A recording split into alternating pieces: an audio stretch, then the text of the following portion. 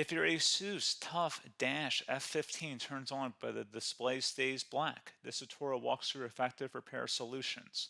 Learn how to fix startup problems, recover Windows, and restore your laptop. A lot of errors pertain to this problem, and we're going to go ahead and jump into what should hopefully be a pretty straightforward process, guys. And we're going to go ahead and jump right into it. So first thing I'd recommend doing would be to actually go ahead and boot to the troubleshooting utility on Windows 11. So if you do a hard power off 3 times in a row, Windows should automatically attempt to launch the startup repair utility. And if it doesn't find anything, it will give you the option to select advanced settings, in which case it would take you to a screen that looks like this. Now, if it does not take you to a screen that looks like this, or you're unable to get to that, you can also download the Windows 10 Media Creation Utility, or Windows 11. They probably will make a creation utility for Windows 11 at some point. And it doesn't really matter, you can actually run the Windows 10 utility on Windows 11 as far as I'm aware. And you should be able to run the troubleshooting utilities built in within it. So you just would go ahead and download it to an ISO file and then burn it to a DVD or USB. It'd have to be about 4 gigabytes or more. It couldn't be a small USB flash drive, and it couldn't be a CD. It'd have to be a DVD. And then you boot your computer from it. So depending on the computer manufacturer, you'd have to tap a different key on your keyboard in order to launch that menu, in order to select what boot drive you want to go off of. So it could be anything between the escape key, F2, F8, F12, for example. And those are the function keys on the top of your keyboard. So you may have to just do a little bit of trial and error. Shouldn't take you more than a couple minutes. Googling it would probably be best before you even begin. But anyway, we're ready to go ahead and jump right into it. So we're on the choose an option page. So these will look very similar whether you're booting from it directly within Windows itself, or if you're plugged in a USB flash drive with the media creation utility installed and you selected the recovery option. So when you are setting up your Windows 11 installation or Windows 10, depending on the drive you're using, there should be an option to repair your computer in the bottom left corner of the dialog window, one of the first screens that comes up. You go ahead and select that, and then it would take you to a troubleshooting screen like you see here. And you want to go ahead and select troubleshoot, reset your PC, or see advanced options. And then there are going to be a whole bunch of options in here that we're going to explore in today's video. The first one, we're going to actually go underneath advanced options and then select startup repair, fix problems that keep Windows from loading. So go ahead and select that first.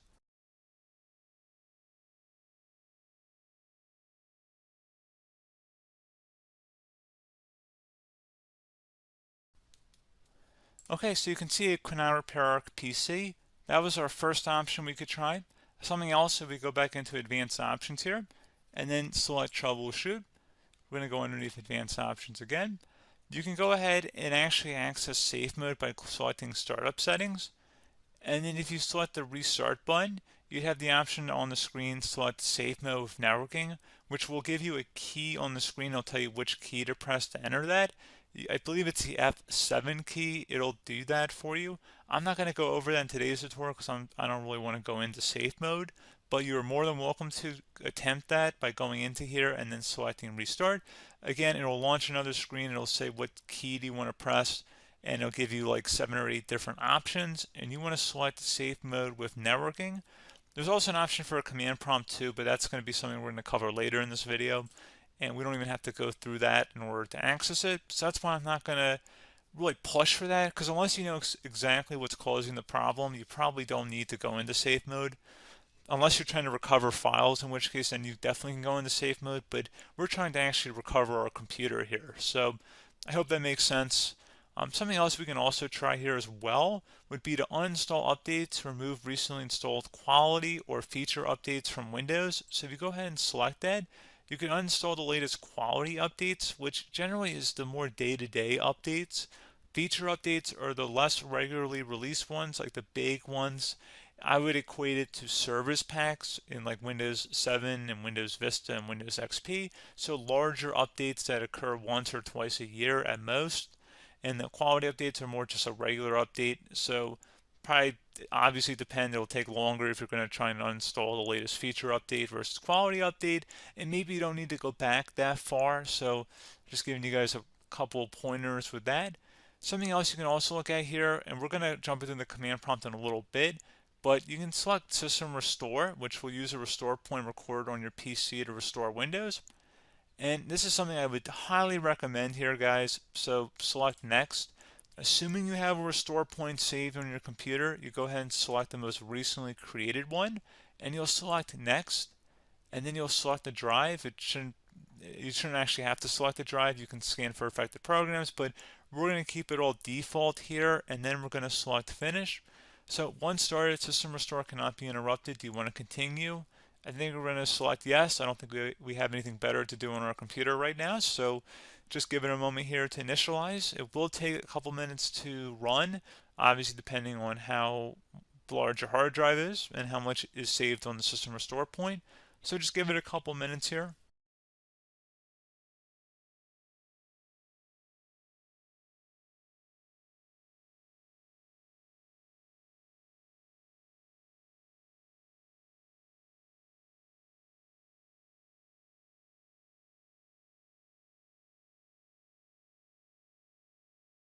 Okay, so you can see the system has been restored successfully.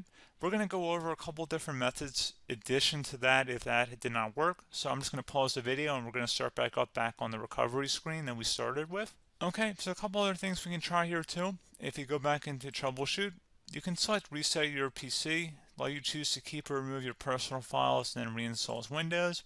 You can select to keep my files, which will remove apps and settings but keeps your personal files. You can also select remove everything, which will remove all of your personal files, apps, and settings. So this is more of a factory reset, the second option here. First option, it should not delete all of your personal files. However, it will pretty much clear most of your programs. And keep in mind, there's no guarantee that your information, number one, is even still available and easily recoverable on your computer to the point that you actually would be able to recover anything. And the second point is that there's always a chance that it won't actually recover and it will just do a factory reset anyway.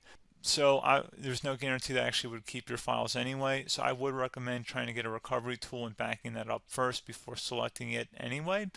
But again, those are a couple of different options. And then something else you can try here, if you go back to the choose an option. Another option, if you go underneath choose an option and select troubleshoot, advanced options, and now select where it says command prompt. Okay, so the first thing we should do is type our main hard drive here. In most cases, it should be the C drive. So you just do a C colon and then hit enter on your keyboard.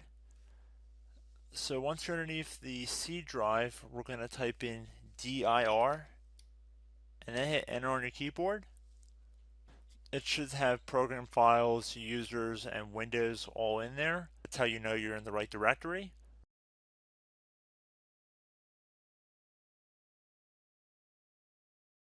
In some cases, it might be the D drive as well, so just keep that in mind.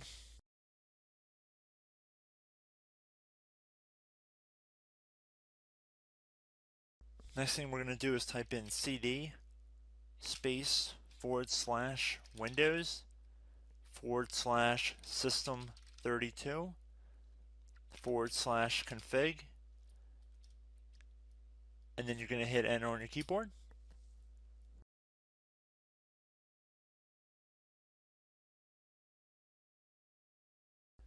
So now you're going to type md space backup.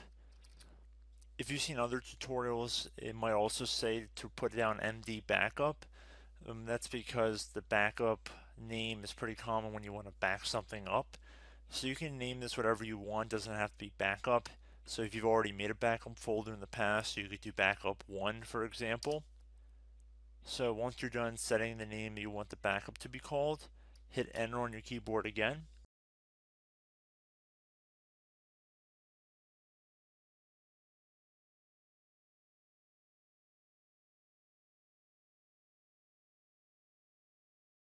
At this point you want to type copy, C-O-P-Y, space, then you want to do the star symbol above the 8 key, then do a period or a dot, whatever you want to call it, then another star sign, and then another space, and then type backup, and then hit enter on your keyboard.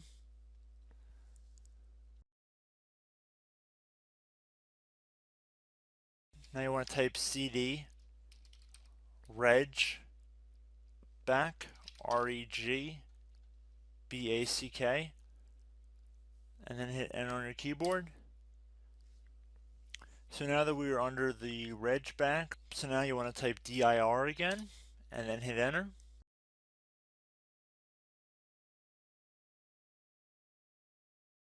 So now at this point we're going to type copy again. So copy, space, star sign, dot, another star sign, space, and then 2 dots. So we're going to type copy, space, star sign, dot, sign, star sign,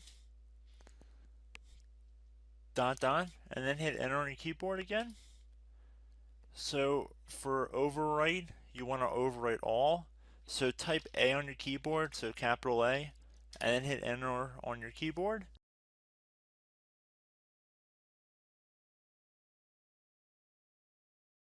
So at this point, you should be good to go. You can close out of the command prompt window, and if you accidentally continue to Windows 10, you should be all set.